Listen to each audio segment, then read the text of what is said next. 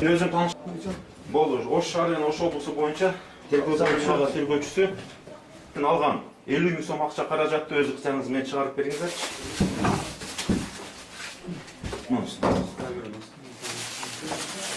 Бул акча каражатты ким алды? Эмне үчүн алдыңыз?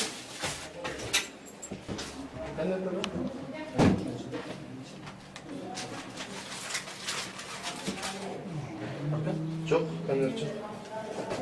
Кичинекей эмени карасаңыз, кичинекей пакет. Кайчын? Жакын.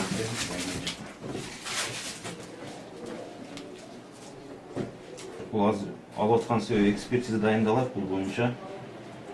Экспертизада порошоктун калдыктары бар экен, жок экендигин аныктоо максатында. Көчүрмөсү чыгарылган акча каражаттарын номерлерин салыштырабыз. Мына биринчиден болуп 5 000 сомдуктан көрсөтөлү.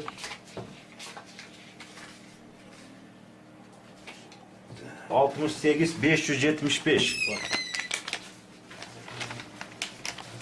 Так, камераныкі А 87 68 575. Birinci kupюра, ikinci